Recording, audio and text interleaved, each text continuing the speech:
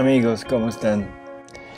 Bueno, nosotros afortunadamente aquí muy bien acompañados, como de costumbre con Elvi ¿Cómo está, doctor? y Buenas con noches. Alejandro. Hola. Buenas noches, doctor. Buenas Y noches. listos para tratar de llevarles hasta sus hogares este maravilloso conocimiento de la divina voluntad, donde hacemos la lectura del libro, la lectura de los dictados de Jesús y pues de alguna manera tratamos de comentarlo. Que se entienda que no queremos interpretarlo, ¿sí? O sea, no es una interpretación, sino es simplemente comentarios para recalcar desde nuestro punto de vista lo que es así como más impactante. Yo no diría importante, porque en estos escritos todo es importante, pero hay cosas que son de veras impactantes. Así que bueno, pues es nuestro humilde, ¿cómo diríamos? Nuestra cooperación en este trabajo de difusión de la divina voluntad y pues trataremos de seguir adelante ayudados por sus comentarios, por todo lo que puedan tener en mente sobre lo que hacemos aquí. Se los agradeceríamos mucho. Y ahora pues adelante. Sí, doctor, A ver, empezamos Elvi, con la 1161, 11. que es de septiembre 12 de 1913, y el título es El éxtasis en la humanidad de Jesús y el éxtasis de la divina voluntad. Estaba pensando en cómo Jesús bendito ha cambiado las cosas. Aún viniendo Él, yo no quedo petrificada como antes, sino que en cuanto se va, me siento en estado natural. Yo no sé qué me ha sucedido, pero lo que es más, es que me da fastidio si me viene el pensamiento o bien que quien tiene autoridad sobre mí quiere conocer mis cosas. Entonces el buen Jesús, que me vigila cada pensamiento, y ni siquiera una de estas mis cosas quiere que mi mente olvide, al venir me ha dicho: Hija mía, ¿quisieras acaso tú que yo usara cuerdas y cadenas para tenerte atada? En un tiempo eran necesarias, y yo con todo amor te tenía atada y me hacía el sordo ante cualquier lamento tuyo, recuérdalo. Pero ahora no lo veo ya necesario. Hace ya más de 2 años que he querido usar contigo cadenas más nobles, como es mi voluntad. Por eso, en este tiempo te he hablado siempre de mi querer y de los efectos sublimes e indescriptibles que mi querer contiene y que a ninguno hasta ahora he manifestado. Mira cuántos libros quieras y verás que en ninguno encontrarás lo que te he dicho a ti de mi voluntad. Esto era necesario para disponer tu alma al estado presente en el cual te encuentras. Después de haberte tenido siempre conmigo, lo sabía muy bien que tú no habrías podido soportar el sufrir la falta de mi presencia continua si no la hubieras sustituido con una cosa toda mía, que invadiendo toda tu alma, debía tenerte raptada mucho más que como lo haría mi misma presencia. Así que mi voluntad es la que la sustituye para tenerte raptado cada pensamiento tuyo, afecto, deseo, palabra, tanto que tu lengua habla de mi voluntad con tal elocuencia y entusiasmo, porque está raptada por mi querer. Por eso, sientes fastidio cuando se te pregunta cómo y por qué Jesús no viene como antes, porque estás raptada por mi voluntad, y tu alma sufre cuando te quieren romper el dulce encanto de mi querer. Y yo: Jesús, ¿qué dices? Déjame, vete. Son mis maldades las que me han reducido a ese estado. Jesús ha sonreído al oír decirse vete, y estrechándome más a él me ha dicho: No puedo irme. ¿Puedo acaso separarme de mi voluntad? Si tú tienes mi voluntad, debo estarme siempre contigo. Mi querer y yo somos uno solo, no somos dos. Pero vayamos a los hechos y dime. Espérame, mi querer y yo somos uno mismo. ¿Cuál es el querer? El querer divino, bueno, pues ya sabemos, es el acto único de Dios. Y siendo el acto único de Dios, prácticamente podemos hablar de que es la misma vida divina, lo que vendría a representar el querer divino. Ese querer divino y Jesús son uno mismo. Es curioso. Sí. ¿Sí? O sea, el hacedor de todo lo que Dios ha hecho es el Hijo. Y por eso es que es ¿cómo decirlo? O sea, es la parte actuante, es la palabra de Dios, o sea, la palabra fiat, el verbo de Dios, y ese verbo de Dios hecho hombre es Jesús. Por lo tanto, estamos hablando de que Jesús es Dios mismo y el querer divino. ¿Sí? Es curioso esta lectura.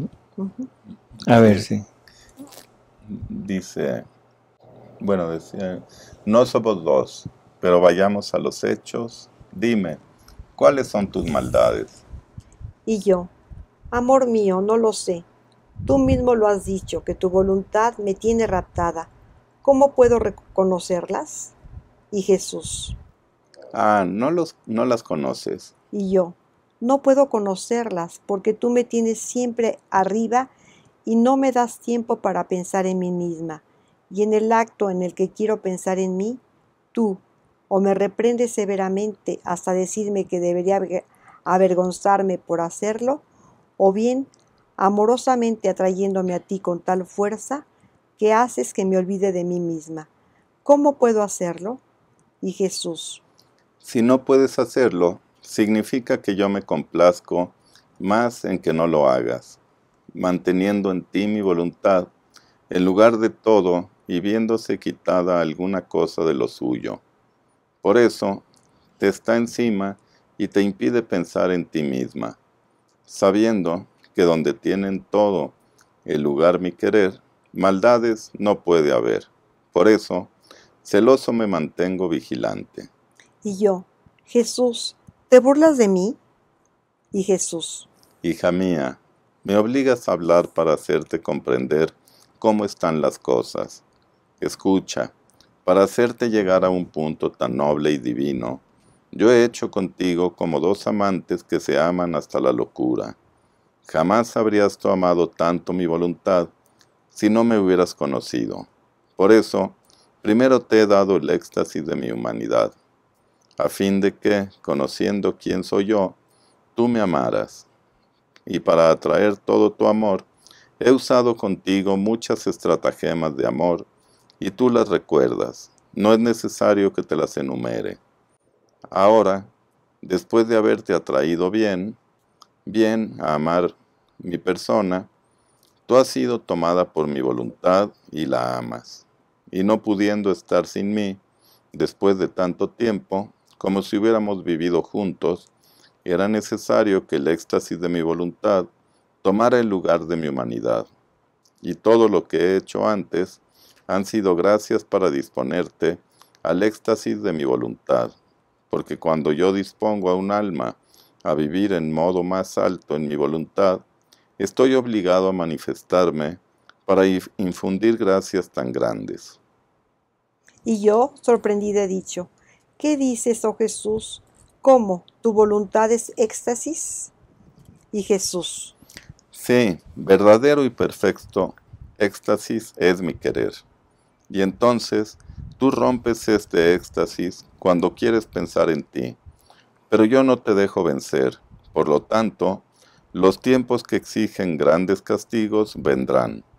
Si bien tú no lo crees, pero creerás tú y quien te dirige cuando oigan de ellos.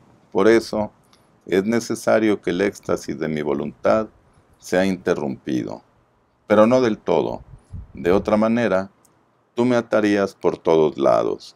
Así que haré entrar el dulce encanto de mi querer para hacerte sufrir menos al ver los castigos. Bueno, yo creo que es una lectura muy, ¿cómo diríamos? Muy agradable. nosotros hemos interpretado siempre la palabra éxtasis de una manera muy, ¿cómo diríamos? Como muy espiritual, Sí, muy sublime, que es cuando el alma se presenta en una profunda contemplación ante nuestro Señor, y esa contemplación llega prácticamente al fondo del alma, y entonces hace que el alma se encuentre siempre presente en la presencia de Él. Jesús nos da definición de éxtasis, que a mí me gustaría leerla para poder entender todo el contexto de esta lectura, ¿no? ujú, Porque le dice Jesús, dice: hija mía, qué dulce recuerdo la creación del hombre. Él fue creado en un éxtasis de nuestro amor.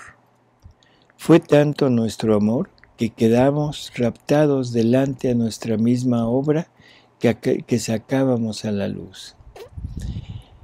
Dice, fue creado en un éxtasis de nuestro amor. ¿Qué significa esto?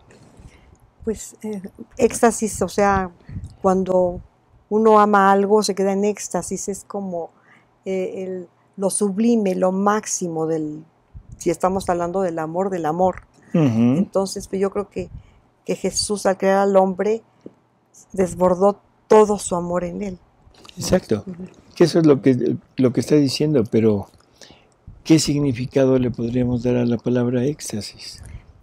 Fue creado en un éxtasis de nuestro amor. Como que Pues fue en un momento sublime. el momento más emocionante para Dios. El momento más emocionante y el momento en que Dios sale de sí mismo y se pone prácticamente se en da el hombre. Completamente, ¿no? Vamos a seguir leyendo para que se entienda, o sea, nada más esto es, el hombre fue creado en un éxtasis del amor de Dios. Se fue tanto nuestro amor que quedamos raptados delante a nuestra misma obra que sacábamos a la luz. Dice, nos raptaba la belleza con que lo habíamos investido, nos raptaba la santidad con que lo habíamos llenado, nos raptaba la forma, la armonía con que lo habíamos formado, sus prerrogativas, cada una de sus cualidades era un éxtasis de amor que sentíamos y que nos raptaba a amarlo. Cada cualidad, cada atributo que Dios había puesto en nosotros era un éxtasis de amor de Él, que lo raptaba, por supuesto, porque era Él mismo quien se estaba poniendo en el hombre. Sí. Entonces vamos como teniendo una idea ya de lo que quiere decir éxtasis. Quiere decir el momento en el que la persona encuentra en la otra persona parte de sí mismo. Sentí con esa lectura, digo, no es que sea exacto, pero así como si Dios dijera, ay, todo esto lo tenía yo adentro, o sea, como si se hubiera sorprendido de que había más de lo que él pensaba. Bueno, digo, no es exacto, pero más o menos. Como no, pero da una idea, ¿no? Porque ahí Dios se ve reflejado completamente, Él pone todo, saca todo de sí, lo pone en la criatura y al verlo se ve reflejado y yo creo que queda en éxtasis. Bueno, ese éxtasis sale al crear al hombre, ¿no? Así es. Entonces, bueno, vamos más o menos bien encaminados, ¿no? Dice, así que nuestro amor quedó sacudido, sojuzgado, y poniéndonos en éxtasis, hacía surgir en nosotros el amor obrante e imperecedero hacia el hombre. Y en este éxtasis de amor, raptados como estábamos, no nos ocupábamos de nada. No se ponían límites. Desahogábamos tanto en el amarlo y en enriquecerlo de todos los bienes, que no le dejamos ningún vacío a fin de que su amor fuese pleno para nosotros y así nos pudiera raptar para amarlo continuamente. Desahogaba tanto, no ponía límites, no hay un límite que se le haya impuesto a la criatura en este recibir de Dios. No hay un límite para decirte, Alejandro, no puedes tomar más de Dios, sino te deja totalmente carta abierta, ¿no? Y en esa carta abierta, ¿qué tanto desemboque, qué tanto de Él? Es que tanto va a quedar extasiado al ver todo lo de Él en su criatura. Y luego adelante dice, éxtasis significa volcarse totalmente sobre quien se ama. Esto es algo que es sumamente importante. Volcarse totalmente. Por lo tanto, no hay posibilidad de que algo humano pueda producir éxtasis. No sé si me explico. Sí. ¿Sí? Porque uno se puede volcar sobre alguien, pero no totalmente. Sí, no, totalmente perdería la vida. Así es. Y Dios sí. Dios sí puede volcarse así. Por lo tanto, el éxtasis, podríamos decir, verdadero, es divino. Claro. Es el Aunque momento. sea la humanidad de Jesús. Sí, Porque sí, al ser sí. Jesús es divino. Y por eso dice que cuando creó al hombre quedó en éxtasis, porque fue tanto lo que le dio que prácticamente Dios se sale de sí mismo para ponerse en el hombre, ¿no? Entonces, éxtasis significa volcarse totalmente sobre quien se ama. Y quien viene en nuestra voluntad tiene la fuerza de hacernos sufrir nuestro éxtasis de amor, a fin de que nos volquemos en ella. Y nosotros ponemos con nuestra potencia a la criatura en éxtasis. Esto es también importante. Dios se pone en éxtasis hacia nosotros, pero con la potencia de Él nos atrae de tal manera de quedar en éxtasis ante Él. O sea, es un éxtasis mutuo. Claro. Y siempre habíamos hablado de un éxtasis de criatura hacia creador. Sí. Y es al ¿Sí? revés. Pues sí, o sea, de las dos alguna formas, manera. ¿no? Es, ahora, Dios se pone en éxtasis con su criatura y la criatura Se en pone Dios. éxtasis, Es claro. un solo éxtasis que hay. Es lo que Dice- sería la correspondencia. Así es. Y por eso le dice a Luisa, primero te di el éxtasis de mi humanidad y ahora sigue el éxtasis de mi divinidad. Bueno, eso es porque es ese El caminar. desarrollo. Primero necesitamos involucrarnos totalmente en la humanidad de Jesús y después, ya una vez compenetrados con ella, ahora pasaremos al cielo de la divinidad. Entonces dice, y quien viene en nuestra voluntad tiene la fuerza de hacernos sufrir nuestro éxtasis de amor, a fin de que nos volquemos en ella, y nosotros ponemos con nuestra potencia a la criatura en éxtasis para nosotros, a fin de que nada le quede y toda se vuelque en nuestro Ser Supremo. Que nada le quede. Eso es Nada fundamental. Si contemplar nuestras obras, conocerlas, sentir los latidos de nuestro amor que cada cosa creada posee, era el ajuar que preparábamos y dábamos al hombre al crear tantas cosas y toda la creación. Así que otro punto más. Toda la creación es el ajuar de nosotros. Son nuestros adornos. Son nuestras joyas, si estuviéramos en la actualidad y todo, nuestros piercing, nuestros tatuajes. Es toda esta manera de sobresalir que tiene ahora el mundo actual, pero este es un sobresalir en modo divino. O sea, todo lo que Dios ha creado para mí es mi ajuar. Falta que lo use. Sí, así que dice, era el ajuar que preparábamos y dábamos al hombre al crear tantas cosas y toda la creación. Ahora, ¿quién recibe la vida del bien que las cosas creadas contienen? Quien hace uso de este ajuar tan espléndido y con derecho, quien las conoce y conociéndolas encuentra nuestro amor palpitante, nuestra voluntad obrante y las ama y ama en ellas a aquel ente supremo que tanto la ama. Bueno, éxtasis. ¿Qué es éxtasis? Ya lo dijo. Es, claro, volcarse a quien se ama, ¿no? Así es. Totalmente. Así es. Y otra cosa que es importante, solamente 2 cosas pueden producir el éxtasis. ¿Qué se imaginan? Pues Dios bueno, y el hombre, no sé. El amor, o sea, el amor es lo que produce el éxtasis, ¿no? Ver a Dios, por supuesto, pero Él es el amor, ¿no? Uh-huh. Bueno, entonces vamos a ver qué nos dice Jesús. Dice que solamente 2 fuerzas pueden sacar a un alma de sí misma, porque eso es el éxtasis, ¿no? Salir de tu voluntad para ponerte ante este ser.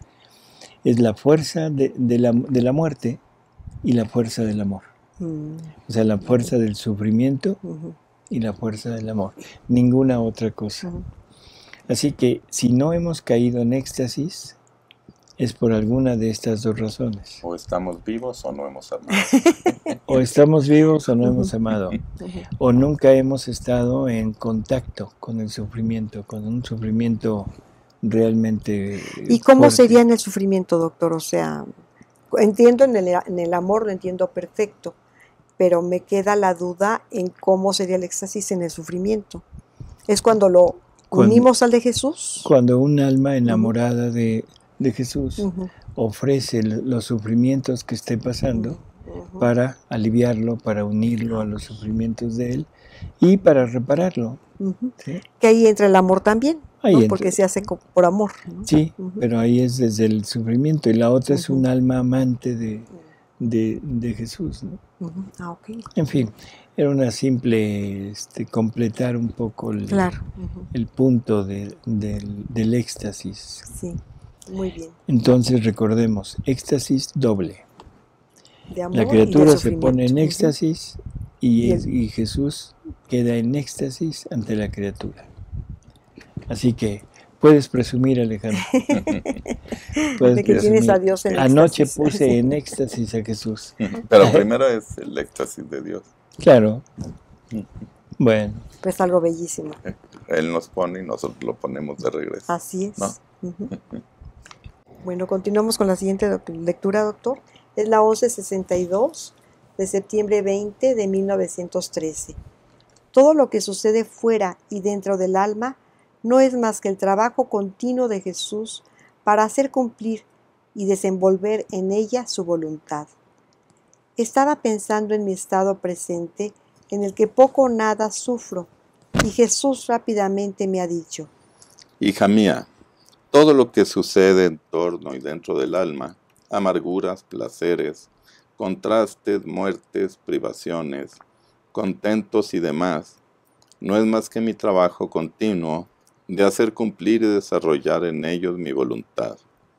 Cuando obtengo esto, todo está hecho, y por eso todo le da paz. Aún el mismo sufrir parece que quiere estar lejos de esta alma, viendo que el querer divino es más que él, y que el alma lo tiene en lugar de todo y supera todo. Parece que todos le hagan reverencia. Y yo mismo, cuando el alma llega a este punto, en el que de todo se sirve para hacerme cumplir el trabajo de mi querer, la dispongo para el cielo. Muy bien. Es una lectura muy cortita, pero muy bonita, sobre todo esta parte final, ¿no? Vamos a repetirla, ¿Completa? No, la parte final, o sea, cuando el alma ya está totalmente, ¿cómo diríamos? Ya ensimismada en Dios, en ese momento es cuando Él viene y dice, hasta aquí. Claro, no es en todas las muertes, no es en todas las criaturas. Está hablando del alma amante, del alma que vive en su voluntad. Así que Sí, No, dice, viendo que el querer divino es más que él y que el alma lo tiene en lugar de todo y supera todo, parece. ¿por qué es eso? Porque ese es el cielo. Ujú, Exactamente, ese es el cielo. Cuando ya no importa absolutamente nada más que Dios. ujú. Ese es el cuarto grado de vivir en la divina voluntad. Ese tomar las alas y lanzarse sobre el sol para perderse en el sol y ser sol junto con el sol. Ujú. O sea, ahí ya no hay nada de tierra, ya no se ve nada de tierra, ya no importan los intereses humanos, ya no importa nada, es Dios totalmente en la Ujú. criatura. Y eso es lo que nos está diciendo. Ujú. En ese momento, Dios dice, hasta aquí, vámonos. ¿Sí? Sí, Y si algún alma que la dejan, bueno, será siempre por un fin altísimo de Dios. Para que esa alma propague su verdad, para que esa alma ayude a las otras a avanzar un poquito en este camino espiritual, pero siempre es ya para gloria de Dios. Como fue el alma de Luisa. Como fue el alma Ujú. de Luis. Ujú. Así es. sí que Luisa seguido le dice, es que ya llévame, yo Ujú. ya cumplí. Ya estoy lista. Ya estoy Ya lista. estamos listos. Ella ya estaba lista desde muy temprano. Sí. Dice, parece que todos le hagan reverencia, y yo mismo cuando el alma llega a este punto en el que de todo se sirve para hacerme cumplir el trabajo de mi querer, la dispongo para el cielo. Muy bonito. Ujú, Realmente hermosa, una lectura muy, Chiquita pero no muy sé, sustanciosa. consoladora, ¿no? Así es. Sí. Ujú. Exactamente. Bueno, Bueno, seguimos con la siguiente lectura, por doctor. favor. Es la Entonces, 1163 de septiembre 21 de 1913. Todas las cosas que el alma hace en la divina voluntad y junto con Jesús adquieren sus mismas cualidades. Todas las obras de Jesús están siempre en acto. Esta mañana, mi siempre amable Jesús se ha hecho ver con una dulzura y afabilidad indescriptibles, como si me quisiera decir una cosa para él muy querida y para mí de gran sorpresa. Entonces, abrazándome y estrechándome a su corazón, me ha dicho: hija querida mía, todas las cosas que el alma hace en mi voluntad y junto conmigo, esto es, oraciones, acciones, pasos, etc., adquieren mis mismas cualidades, la misma vida y el mismo valor.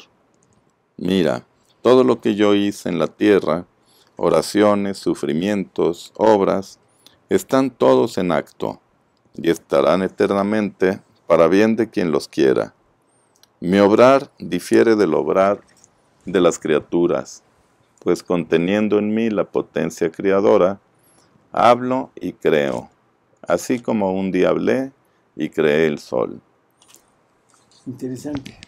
hablo y Jesús creo. se está adjudicando la creación. ¿Sí? Y esto, bueno, ya aunque ya lo hemos comentado en muchas ocasiones, pero vale la pena repetirlo. Es la palabra de Dios. El verbo eterno es la palabra de Dios. ¿Y qué es la palabra de Dios? El verbo. Sí. La acción. La acción. Ujú. Sí, pero es el expresarse de Dios. Ujú. O sea, Dios primero se conoce a sí mismo Ujú. e inmediatamente por fuerza, primero viene el conocimiento y luego viene la expresión. A eso es a lo que hemos llamado generación del verbo. Cuando la divinidad del Padre en un momento dado se conoce completamente y se expresa. ¿Se expresa qué? Lo que es. Ujú. Y eso que es lo que se plasma como en la segunda persona de la Trinidad. Ujú. Así que este punto es importante para ir comprendiendo un poquito la naturaleza, la fisiología del ser divino.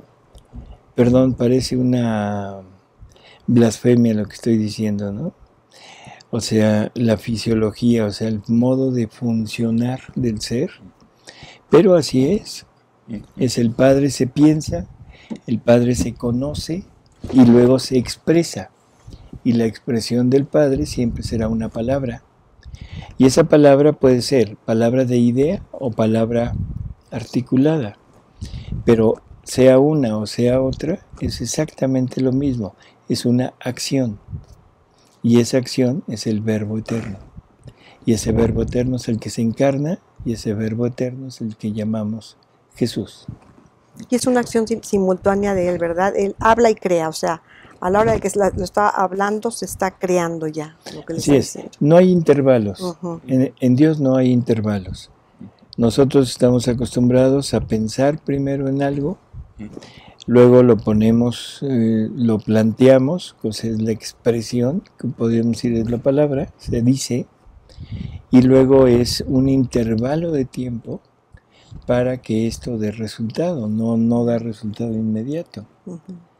Así que en términos generales podríamos decir que esta expresión es el momento eterno de Dios.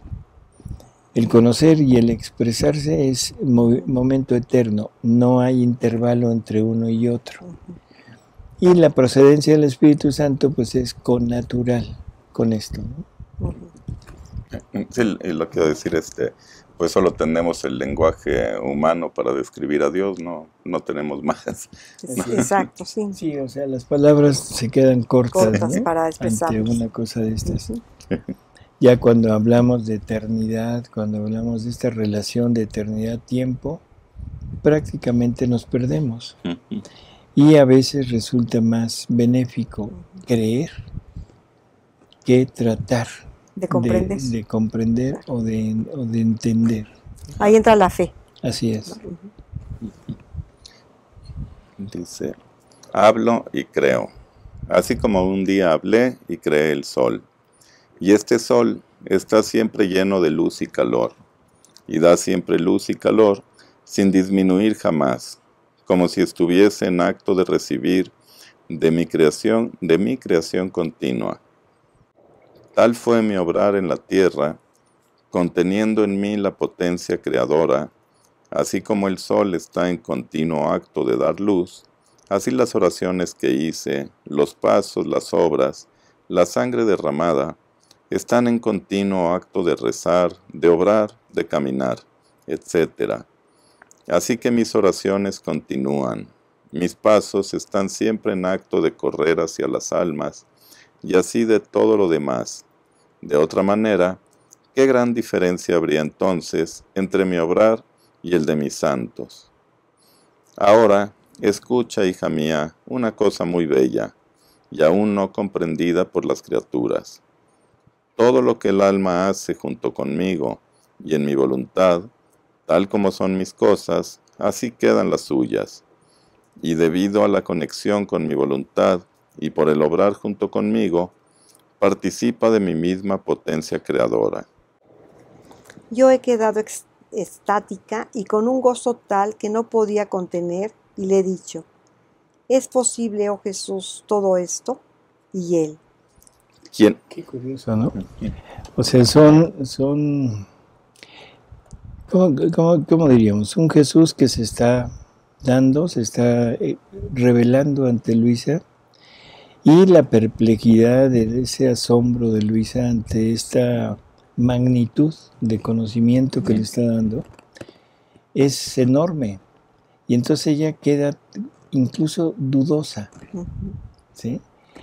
¿Qué no será de nosotros? Sí, Exacto. ella con todo el entendimiento que tenía y nosotros Así es. Así es. nada. Entonces, bueno, de alguna manera necesitamos entender que este camino de conocer la divina voluntad no es un camino tapizado de pétalos de rosa, es un camino que a veces se presenta con dificultad, pero que con la buena voluntad, con la decisión, con la constancia, podemos llegar incluso a penetrar en los secretos más íntimos de Dios. No nos pone límites. Sí, de repente uno lee y no entiendes nada. Y otro día sí entiendes. Otro día estás... Exacto, muy, se da muy la ágil, luz ¿no? completa. Así es. Ujú. Así. Dice, Pero tú dijiste y él. y él, ujú, Quien no comprende esto, puede decir que no me conoce. Y ha desaparecido. Pero yo no sé decir bien, ni sé explicarme mejor. ¿Quién puede decir lo que Jesús me hacía comprender? Es más, me parece haber dicho disparates. Me parece haber dicho disparates. Sí, eso lo repite mucho. Yo creo que es con toda razón, si nos ponemos a pensar un poco, todo lo que podemos hablar de Dios, desde el punto de la divina voluntad, perdón, pero parece un disparate. Sí, no, y a veces nada más se le hacía hasta que uno entiende de repente algo y dice, pues es grandísimo esto. Así es. Pero si uno trata de manifestarlo, realmente no se logra, ¿no? Sino hay que estar continuamente sobre el repetir. Pero todas las duditas que van saliendo no se pueden estar aclarando. Y eso solamente la divina voluntad, la que lo puede hacer en el interior de cada criatura. Así que bueno, pues tenemos esta, ¿cómo diríamos? Promesa, yo diría. No, pues ¿sí? así es, promesa de él. Así Una es. promesa de que llegaremos a estar en ese estado. Maravilloso. Maravilloso. Bueno, seguimos con la siguiente, doctor. Sí. Es la 1164 de septiembre 25 de 1913. Los sacramentos producen sus frutos según las almas estén sometidas a la divina voluntad y según la conexión que tengan con el divino querer, así producen los efectos.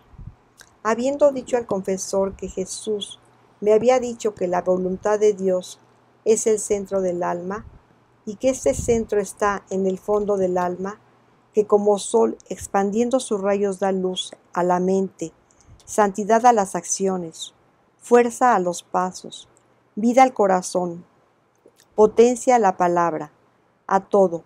Y no solo esto, sino que este centro de la voluntad de Dios, mientras no está dentro para hacer que nunca la podamos dejar y para estar a nuestra continua disposición y ni siquiera un minuto dejarnos solos ni separados, nos está al frente, a la derecha, a la izquierda, por detrás y por doquier, y aún en el cielo será nuestro centro.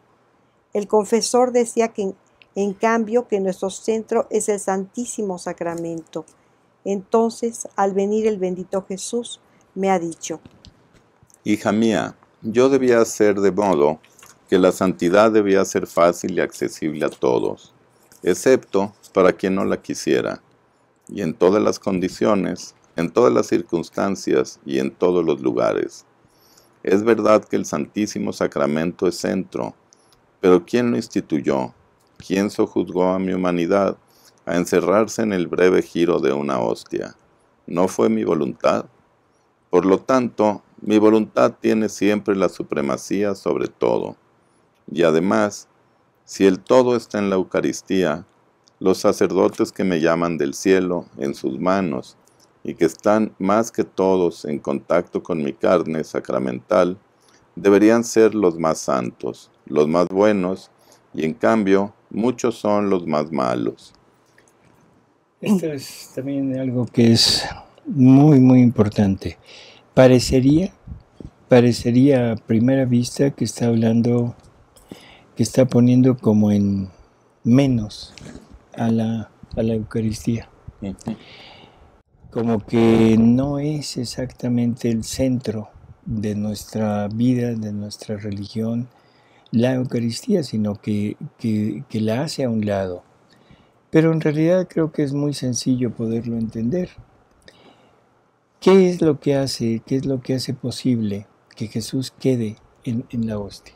Su voluntad. Su voluntad, su poder, o sea, todo lo que Él es, todo lo que hasta donde Él llegan sus atributos. En ese momento se ponen para poner a toda la humanidad de Jesús en un fragmento de pan que nosotros conocemos como hostia. Por lo tanto, hay algo que lo hace, que lo lleva a cabo, que lo pone. Ese algo es la divina voluntad, porque la divina voluntad es el motor de Dios.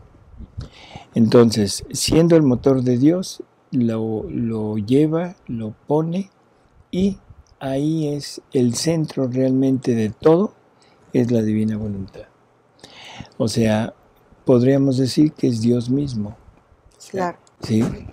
Entonces, aunque parezca como que quisiera separarse de la doctrina normal, pero creo que visto de esta manera es más sencillo entenderlo. Algo o alguien es el mediador o el hacedor de que la humanidad de Jesús pueda estar en una hostia. Claro. Y esa Eucaristía nos va a llevar a la divina voluntad, y ya esa divina voluntad nos va a llevar a Cristo, Así es, que es como un círculo. como un círculo. O sea, la Eucaristía fue creada como un medio para poder llegar a estar en la divina voluntad. Así que en términos generales podemos entender que la Eucaristía no es finalidad. Nuestra finalidad no es unirnos a la Eucaristía, a Jesús. Nuestra finalidad es fundirnos en el querer divino. Y la Eucaristía es el medio, humanamente hablando, para depositarnos en la divina voluntad. Y la divina voluntad es la que se encargará de depositarnos o de fundirnos en el querer divino.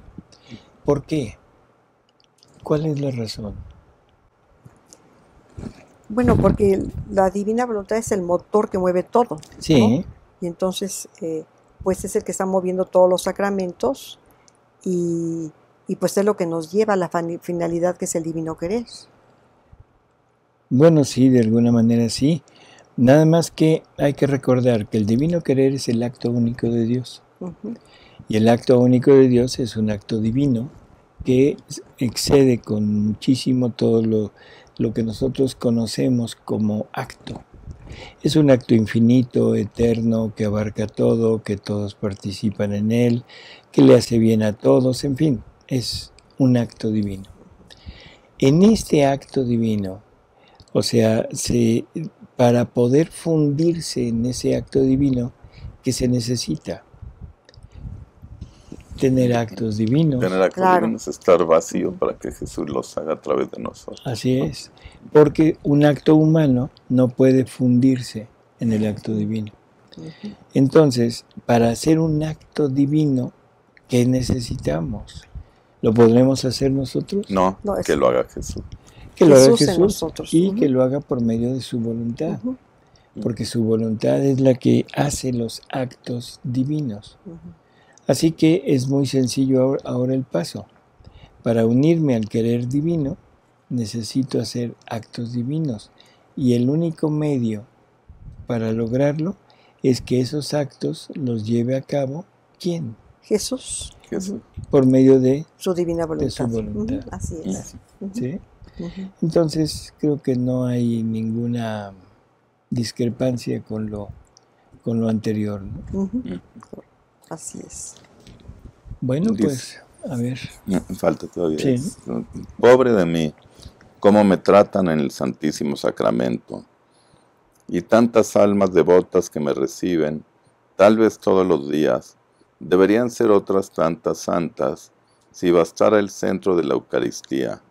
Y en cambio, cosa de llorar, están siempre en el mismo punto, vanidosas, iracundas, escrupulosas, etc. Pobre centro del Santísimo Sacramento, ¿cómo quedó deshonrado? En cambio, una madre de familia que hace mi voluntad y que por sus condiciones, no que no quiera, no puede recibirme todos los días, se ve paciente, caritativa, lleva en sí el perfume de mis virtudes eucarísticas. ¿Es acaso el sacramento o mi voluntad a la que ella se ha sometido, la que la tiene sojuzgada y que suple al Santísimo Sacramento? Es más, te digo que los mismos sacramentos producen sus frutos según las almas están sujetas a mi voluntad, y según la conexión que tienen con mi querer, así producen sus efectos. Y si conexión con mi querer no hay, me comulgarán, pero quedarán en ayunas, Ojo con eso. Ujú. O sea, no importa el comulgar. Eso no es lo realmente importante, sino la unión que haya con el querer divino, porque eso es lo que le dará el verdadero valor a la Eucaristía. Sí, digamos que es la forma de comulgar. Es la forma de comulgar, exactamente. Así que bueno, nos van poniendo de que en realidad hay algo que está por encima de la misma Eucaristía. Ojalá y que esto lo logremos ubicar perfectamente, porque no quisiéramos dejar, pues no sé, o sea, la duda o la certeza de que estamos en un error. Son palabras de Jesús. Así es. O sea, como decíamos al principio, no estamos interpretando, ¿sí? Estamos simplemente viendo y analizando, o sea, las palabras de Jesús, ¿qué quieren decir? Dice, me comulgarán, pero quedarán en ayunas. Se confesarán, pero quedarán siempre sucias. Vendrán a mi presencia sacramental, pero si nuestros quereres no se identifican, estaré para ellas como muerto, porque solo mi voluntad en el alma, que se hace sojuzgar por ella, produce todos los bienes y da vida a los mismos sacramentos.